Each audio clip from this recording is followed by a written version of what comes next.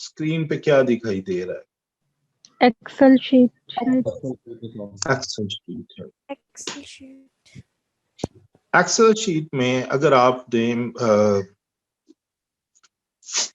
अच्छा, मैनुअल से कुछ लोग जो है ना, इसके लिए मैनुअल से मुराद जो है ना वो पेपर पेंसिल लेते हैं। कुछ मैनुअल से मुराद जो है वो, इससे मुराद एक्सेल शीट और वर्ड के अंदर एनालिसिस जो है वो उसका यूज कहते हैं। अगर आपने वर्ड पेपर पेंसिल ही यूज करना है, पेपर एंड पेंसिल, उसके लिए आपको शीट का जो है, आपका जो डाटा है इंटरव्यू गाइड का, वो ये आप देख रहे हैं 3 कॉलम्स मैंने सिलेक्ट किए हुए हैं, ऐसा ही है? जी सर। जी सर। आप यूं करें कि एक क्वेश्चन और एक आंसर का जो है वो कॉपी पेस्ट यहाँ पे करेंगे, फिर उसके बाद दूसरे अगले सेल में जो है वो नेक्स्ट, इसी तरह ये करते जाएंगे आप, ठीक है? तब तक जब तक कि वो डाटा आपका फिनिश नहीं हो जाता। मसलन आपके क्वेश्चंस 25 थे, तो हो सकता है कि वो यहाँ पर आके खत्म, ठीक है? मुझे सिर्फ 1 मिनट दें, इतनी देर में आप अपनी एक्सेल शीट, अगर कंप्यूटर्स आपके सामने है तो चलें आज आपको यही बता देता हूँ, फिर आगे चलते हैं आपके टास्क की तरफ। पहले आपको ये थोड़ी सी चीज बता दूं। तो अभी आप लोग ऐसा करें कि अपनी स्क्रीन जो है, अपने जो एक्सेल शीट है उसमें 3 कॉलम्स जो हैं वो क्रिएट करेंगे और उनको सेपरेट करेंगे बाकी, और उनको इलाज करेंगे जैसे मैंने किया, ड्रैग करके, सिलेक्टर ड्रैग कर लेंगे। गोहर, और गोहर से कह रहा हूँ तैयबा, कर लेंगे? जी सर। उमैमा आप कर लेंगी? जी सर, कर रहे हैं। ज्यादा सर्दी तो नहीं होगी कराची में? No sir. पता नहीं, मैंने कहा शायद जुबान भी जो है आपकी जम ना गई हो इतनी ठंड से, बोलती ही नहीं है, पता नहीं क्या हो गया। चले बेटा, आप स्टार्ट करेंगे, शाबाश। फिर मैं आपको फर्दर गाइड करता हूँ। मैं थोड़ी फाइल एक ढूंढ लूं, इंटरव्यू गाइड जो है या इंटरव्यू ट्रांसक्रिप्ट कोई, ताकि आपको फर्दर मैं गाइड कर सकूं।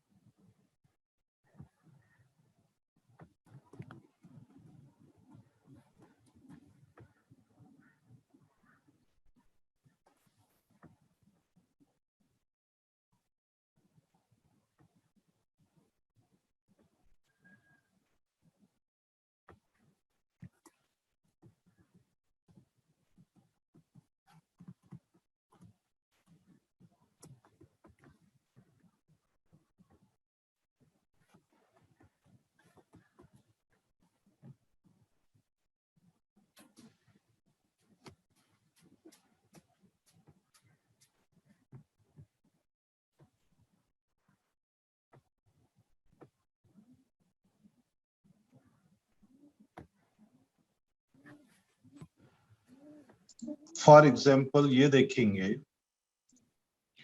इसको टेक्स्ट जो है उसको रैप कर लेंगे ताकि ये आपके इसी में रहे।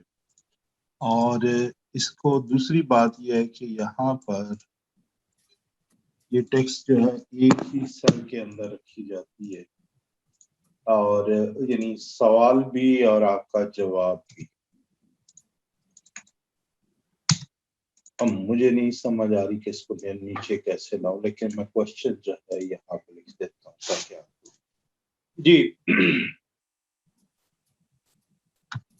आप सुन रहे हैं? सर आपने कहा जी सर। जी सर सर। एक ही सेल में क्वेश्चन और आंसर दोनों होंगे ना सर? जी यार सही है जी ठीक है। Right sir.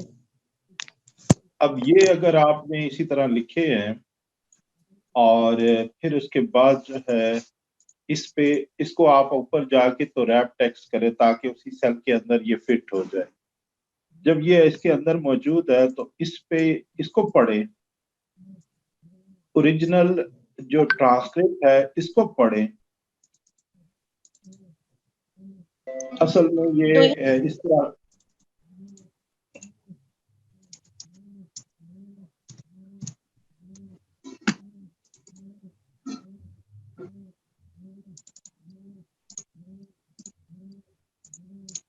मैं आपको जरा टेक्स्ट जरा रिफाइन किस्म की दे लूं ताकि ये स्टूडेंट का जो थोड़ा सा एडिटेड टेक्स्ट मेरे पास आ गई।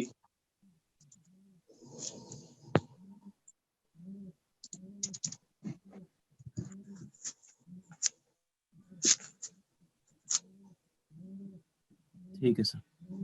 ठीक है, आप जो है इसके बारे में आप कमेंट्स लिखना चाहते हैं। फॉर एग्जांपल ये क्वेश्चन था और स्टूडेंट से पूछा गया है कि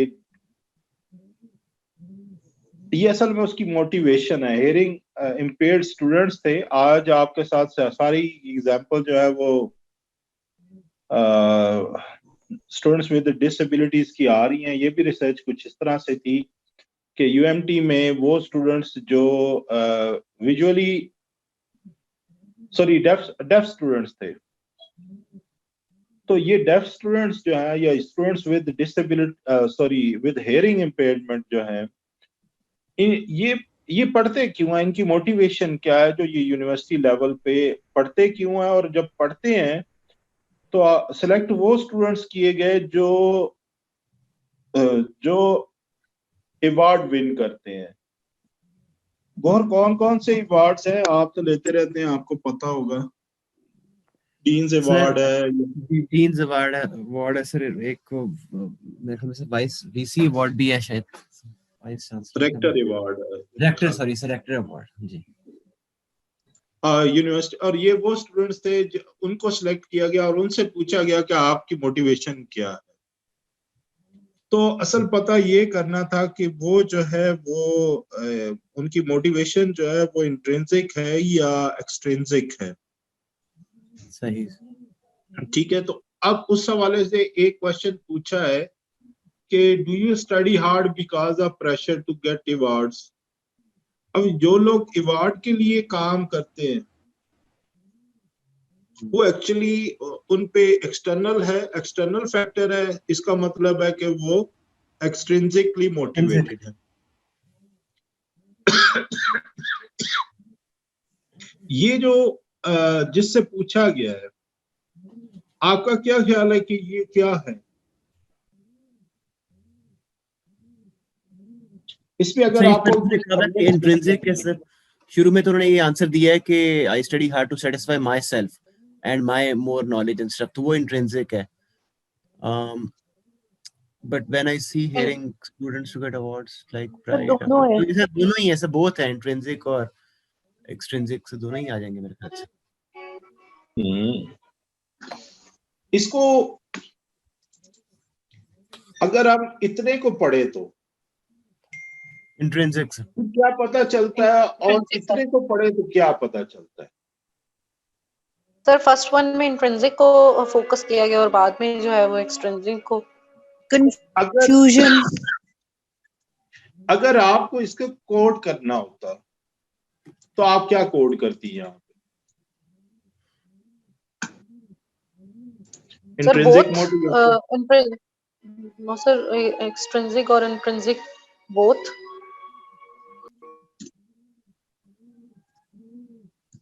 मोटिवेशन,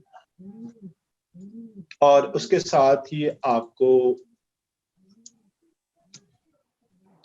एक्सट्रिंसिक भी लिखना होगा। जी ऐसा ही है, ये आपके एक्सप्लोरेटरी कमेंट्स है, ऐसा ही है। सर जी बिल्कुल सर। जी अगर इससे जो अगर आपको इससे थीम डिराइव करना हो तो फिर क्या लिखेंगे, उसको आप लेफ्ट साइड पे लिखते जाए। थीम ड्राइव करेंगे। Sir responses of students regarding motivation. नहीं, ये नहीं था, आपने थीम है sources of क्या। motivation. अभी अभी जो स्टूडेंट ने बताया है वो थोड़ा सा डिफरेंट है। थीम से मुराद ये होती है कि ये कोई कॉन्सेप्ट होता है, और दूसरी बात ये लॉन्गर स्टेटमेंट होती है। दो चीजें, दो कैरेक्टरिस्टिक होती है थीम की, ध्यान में रखें। ये कोई कॉन्सेप्ट होता है, ये कोई लॉन्गर स्टेटमेंट होती है, और जो तीसरी जो चीज है, it tells something about your research question.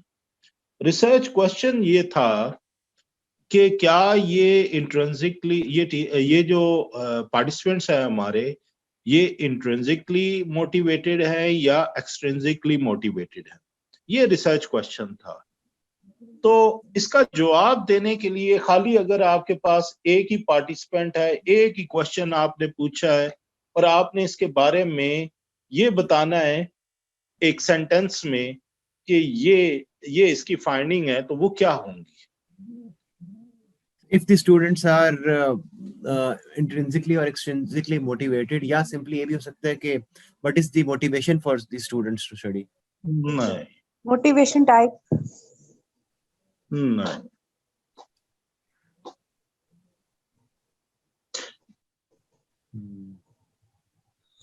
Sources of motivation.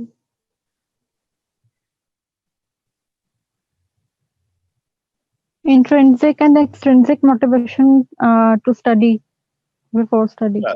ठीक है, ये किसी हद तक क्लियर करता है। अगर आप कहें कि mixed types of motivations to study, इस तरह की कोई बात करें, या फिर एक कोई और ऐसा जो ये भी बताए कि आपने जो सवाल पूछा था उसका जवाब ये है। सवाल ये पूछा था कि आपका पार्टिसिपेंट जो है वो स्टडी के लिए उसकी मोटिवेशन इंट्रिंसिक है या एक्सट्रिंसिक है। तो आपने कहा जवाब में ये बताना है कि यही आपके डाटा ने ये बताया है कि both types of motivation influence the participant to study. ऐसा ही है ना। जी सर। जी सर। ये आइडिया समझ आ रहा है कि नहीं। थीम का जरा कॉम्प्लेक्स सर, आइडिया है। सर मैं अगर थोड़ा सा इसको क्लियर, सर इसमें दोनों वेरिएबल्स का जिक्र होता है थीम में, जिससे हमें पता चलता है कि एक का इम्पैक्ट दूसरे पे आ रहा है। अगर हम वेरिएबल्स को जहन में रख के थीम बनाना चाहें। पहली बात यह है कि क्वालिटेटिव रिसर्च में जरा वेरिएबल को आप फिलहाल निकाल दें, कंसेप्ट की बात करें। वो कंसेप्ट जी जो सर। पूरे डाटे को भी कवर करे, वो कंसेप्ट जो पूरे डाटे को भी कवर करे।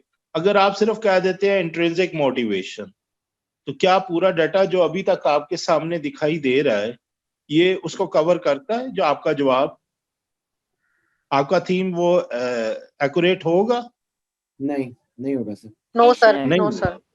ये कि वो सिर्फ और सिर्फ एक टाइप ऑफ जो मोटिवेशन है जो उसको इन्फ्लुएंस कर रही है, ये वो उसको कवर कर रहा है। अगर आपका सर, थीम जो है, थीम जरा सुन लें, थीम जो है आपके सारे डाटे को सम अप भी कर रहा हो, थीम आपके सारे डाटे को सम अप भी कर रहा हो और प्लस वो उस क्वेश्चन का आंसर भी दे रहा हो जो आपने अपनी स्टडी में पूछा है, तो वो एक्यूरेट थीम है।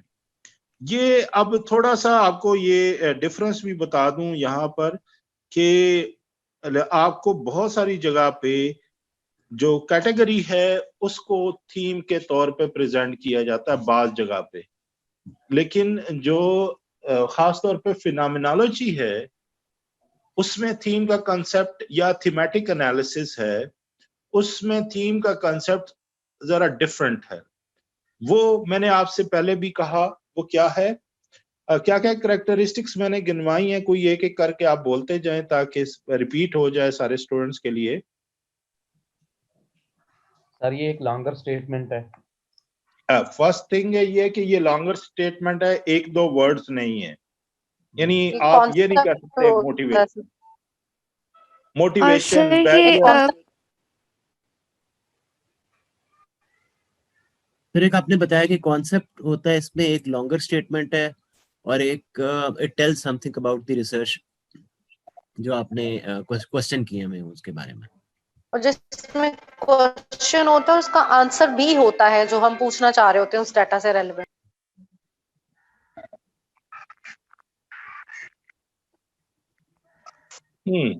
Very good.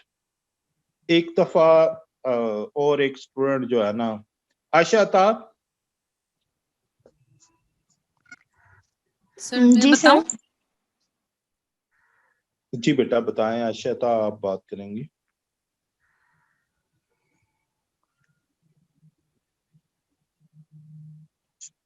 आयशा जी सर। बेटा कितनी दफा आपको कहूं कि आप बोलें? सर यही है सारे कंपोनेंट्स जो बता रहे थे कि इसको कॉन्सेप्ट होता है, इसमें लॉन्गर स्टेटमेंट होती है। और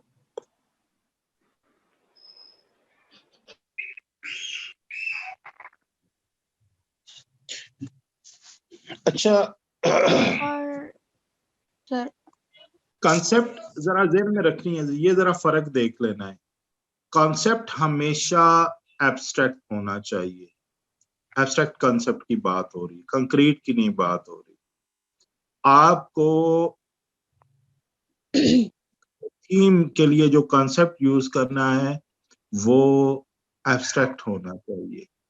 जैसे अर्जुमन कहेगी कि ह्यूमन राइट्स जो हैं ये एक्चुअली एक एब्स्ट्रैक्ट आइडिया है, सिटीजनशिप एक एब्स्ट्रैक्ट आइडिया है, और इसी तरह थीम में अगर आपने मल्टीपल वर्ड्स यूज करने हैं तो वो सारे एब्स्ट्रैक्ट ही, कोशिश करें कि वो एब्स्ट्रैक्ट हो। नरजिस आपको समझ आ रही है? ये बड़ी मुश्किल बातें हैं। जी सर।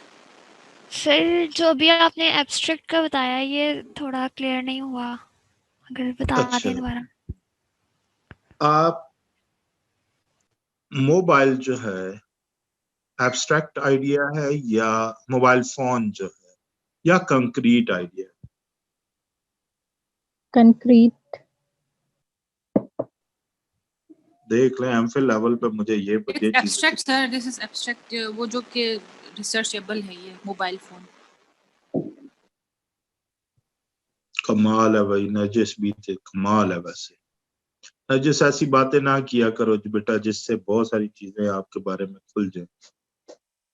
ऐसे नहीं है बेटा, एब्स्ट्रैक्ट वो जो कंक्रीट है उसको हम टच कर सकते हैं, मसलन मोबाइल है, चेयर है, टेबल है, लेकिन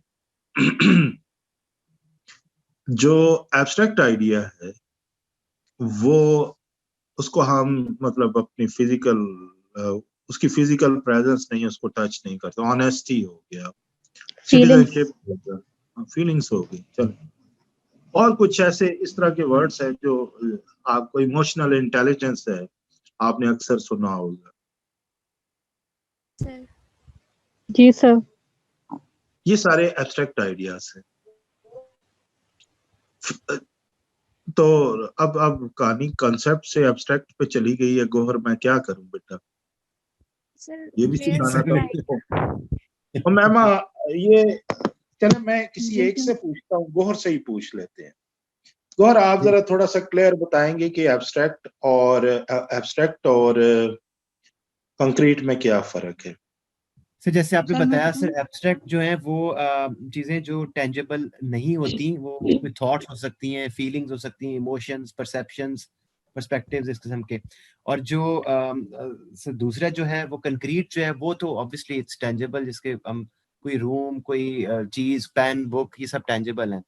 तो एब्स्ट्रैक्ट में आपने बताया कि कॉन्सेप्ट को एब्स्ट्रैक्ट होना चाहिए, कंक्रीट नहीं होना चाहिए।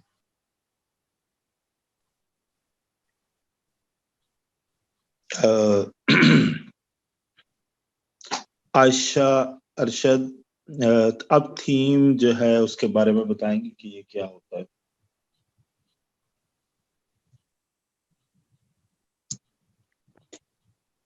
जी सर। थीम का सर पूछ रहे हैं? हाँ जी सर, थीम का सर इसका मोटिवेशन का ही होगा, या हम टाइप बता सकते हैं?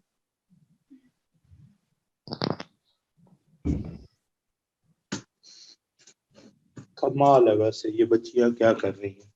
तो मुझे आप ये जो इमर्जेंट थीम है इसके यहाँ इस खाने में क्या लिखना चाहिए?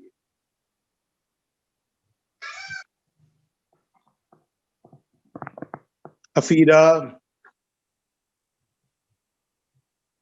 यस सर, हमें ये लिखना चाहिए कि type of motivation for studies.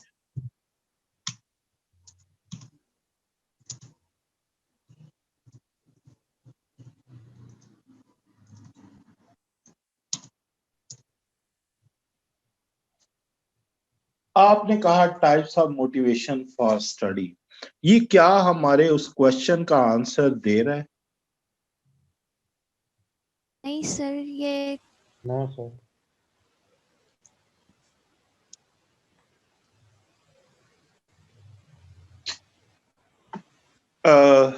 जिन्होंने नो कहा है उनमें आबिद आप ही बता दें। सर वो स्टेटमेंट के साथ रेलिवेंट नहीं हो रहा, वो जो क्वेश्चन आंसर हमने किया है रिसर्च का उसके साथ रेलिवेंट नहीं हो रहा। तो क्या लिखना चाहिए?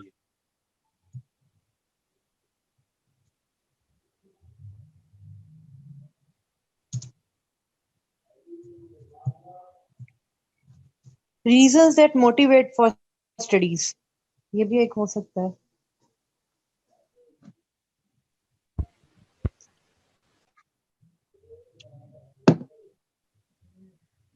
Reasons behind motivation for studies.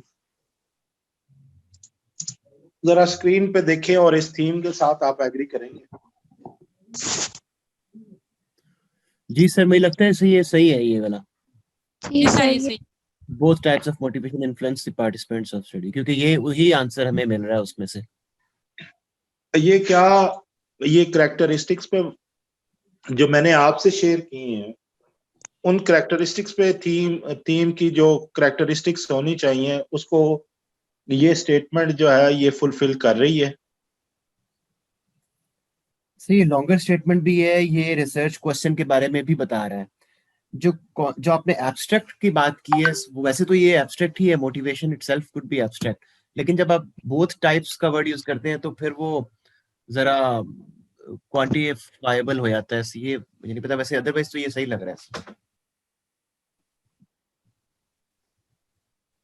Sir अगर हम बोथ टाइप्स की बजाय अगर हम मोटिवेशन सोर्सेज का वर्ड पे भी यूज कर लें, motivation sources that influence to influence the participants study, तो शायद वो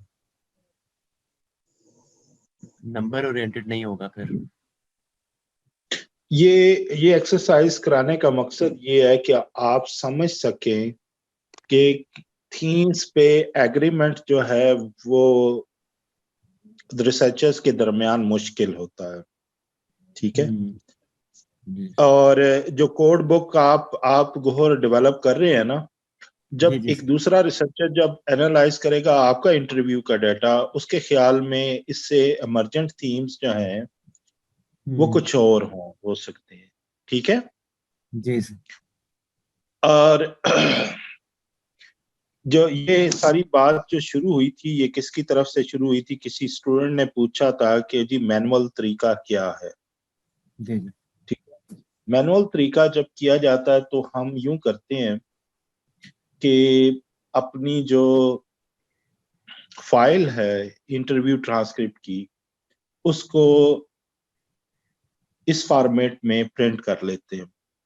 अभी तो एक क्वेश्चन लिखा है ना, इसके आगे यहाँ पर दूसरा क्वेश्चन, तीसरा, चौथा, पांचवा और इसी तरह सारे क्वेश्चन, एक इंटरव्यू ट्रांसक्रिप्ट पूरी यहाँ पर आ जाती है। ठीक है, जब यहाँ पर आ गई है तो अब इसको आप प्रिंट कर लें और प्रिंट करके इसको बार बार पढ़ें। हाईलाइट करना है हाईलाइट कर लें, सर्कल करना है सर्कल कर लें, और फिर उसके बाद जो है डिफरेंट कलर्स यूज करने हैं वो भी कर सकते हैं आप। और फिर उसके बाद पहले आप एक्सप्लोरेटरी कमेंट्स लिखते जाते हैं और फिर उसके बाद आप दूसरी जानिब जो है अपने थीम्स जो है इससे जो भी जनरेट होते जाते हैं वो लिखते हैं। ये तरीका जो है एक इंटरव्यू के लिए इस तरह से किया मैनुअली, फिर दूसरे के लिए भी ऐसा ही किया जाता है और फिर तीसरे के लिए किया जाता है।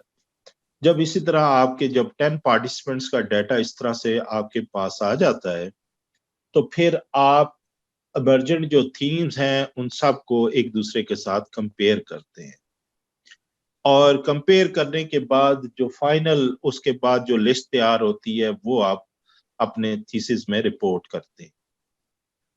ये है तरीका, समझ आया कि नहीं? जी सर, आ गया सर। सर जो दूसरा इंटरव्यू होगा वो हम ऑब्वियसली दूसरी शीट में करेंगे ना सर? हाँ, एक शीट में एक होगा या इसी एक को शीट में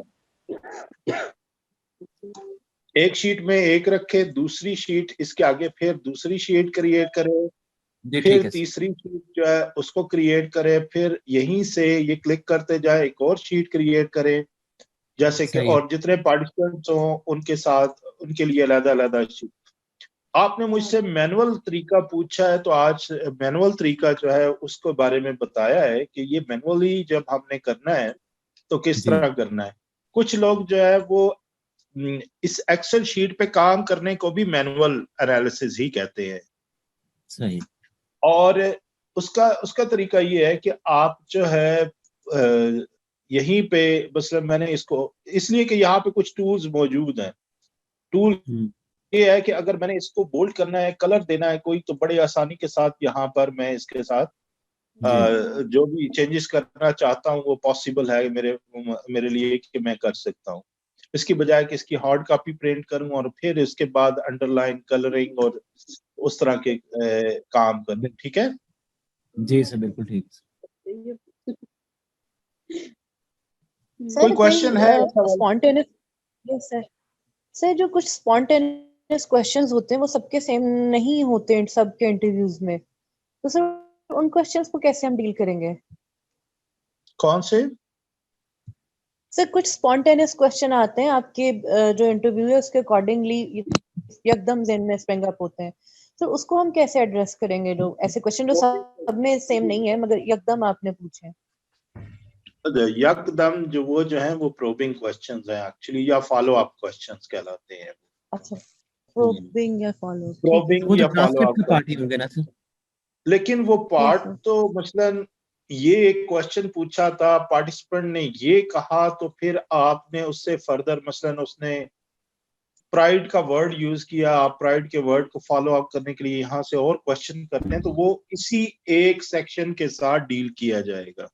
जी बिल्कुल। यस सर, ये चीज ठीक है सर, थैंक यू सर। इसी के लिए जो है एक्सप्लोरेटरी कमेंट्स लिखेंगे और इसी तरह मर्चेंट थीम्स लिखेंगे। ये जो स्टूडेंट जो है वो कंफ्यूज हो रहे हैं यहाँ पर, क्योंकि ये क्वेश्चन था किसी स्टूडेंट, किसका था? तसीना का था? शहरीन का सर। शहरीन का सर। खुद कोई नहीं है यहाँ पे? कमाल है, वैसे हमें किसी और चक्कर में लगा के खुद गायब हो गई। सर उनका मेरे ख्याल से डिस्कनेक्ट हो गया। तसीना, आप बाकी जो सुन रहे हैं एन वीवो एक टूल है, ठीक है, डाटा एनालिसिस के लिए।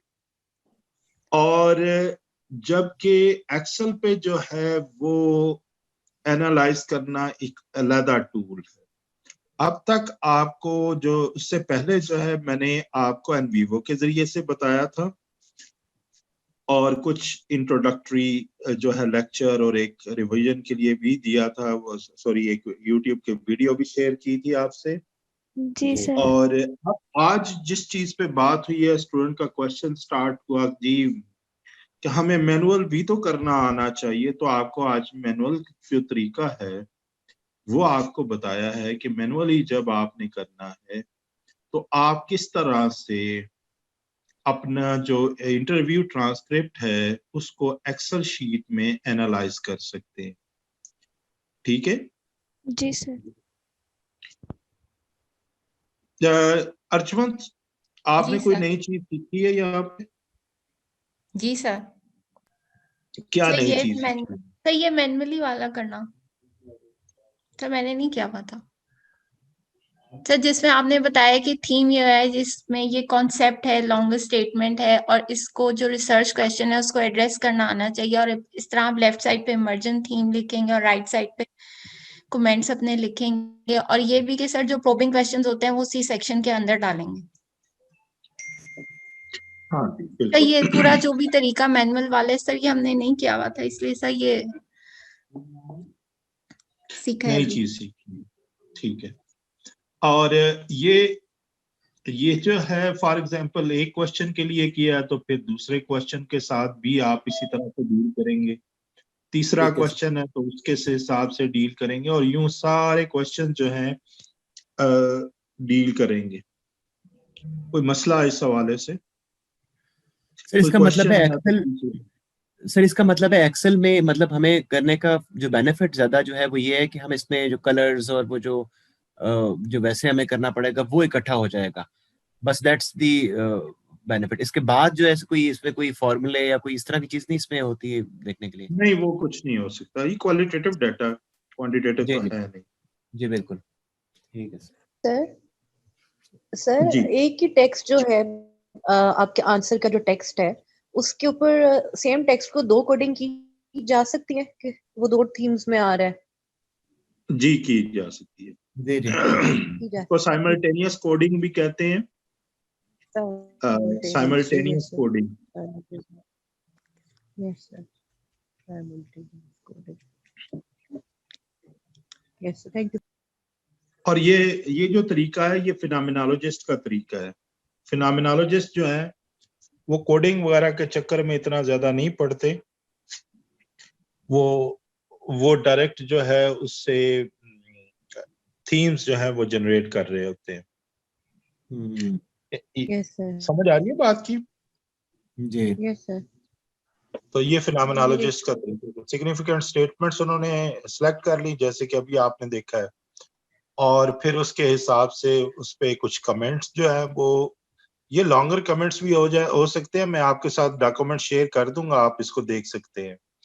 और फिर उसके बाद जो है ये इसके लेफ्ट साइड पे जो है ये अपने जो इमर्जेंट थीम्स होते हैं वो लिखते हैं ये। तो ये फिनोमिनोलॉजिस्ट जो है और खास तौर पे इंटरप्रेटिव जो फिनोमिनोलॉजिस्ट हैं वो इसको इस तरह से करते होते हैं। Yes sir. जब हम पार्टिसिपेंट इंटरव्यू कर लेंगे तो जैसे अब ये हमारे पास एक ट्रांसक्रिप्ट है, इसका जो थीम बना है 5 का एक थीम बन जाता है, 5 का एक थीम बन जाता है, तो फिर हम उनको सब कैसे रिलेट करेंगे? वेरी गुड, ये एक अच्छा क्वेश्चन है। एक इंटरेस्टिंग बात बताऊं कि ये इसके साथ वर्ड यूज हुआ है इमर्जेंट का। जी सर। ये फाइनल थीम्स नहीं है। मसला शीट 2 पे आपको एक और मिलता है, इसके बाद एक और है। जी सर। तो आपने देखा होगा कि स्टूडेंट ने कहीं कहीं लिखा हुआ था मोस्ट। जी सर। ऐसे ही है ना, कहीं लिखा हुआ था some, और कहीं कहा जा रहा था फ्यू। बिल्कुल सर। वो इस डाटे को एड्रेस करने के लिए होता है कि जिसमें कुछ ने तो बुलिंग मसलन जो है वो एक्सपीरियंस की होती है, लेकिन ज्यादा जो है उनकी तरफ से जवाब आता है कि बुलिंग बहुत ज्यादा हो रही है हमारे यूनिवर्सिटी में। ठीक है जी, तो ये उसको एड्रेस करने के लिए तो एक तो पॉसिबिलिटी ये है। कुछ रिसर्चर ये करते हैं, खासतौर पे फिनोमेनोलॉजिस्ट जो है वो सिर्फ और सिर्फ एक खास किस्म के फिनोमेनोलॉजिस्ट कहूंगा कि वो सिर्फ और सिर्फ कॉमन थीम्स जो सब में मौजूद होंगे उसको बाद में रिपोर्ट करते हैं। समझ आइए कि नहीं? जी सर। जी सर। जो आखिर में जो थीसिस लिखना है उन्होंने या आर्टिकल लिखना है, उसकी फाइंडिंग्स अगर लिखनी है तो अगर both type of motivations influence the participants, all participants हो, तो फिर वो उसको रिपोर्ट करेंगे, वरना उनके लिए वो थीम नहीं होगा।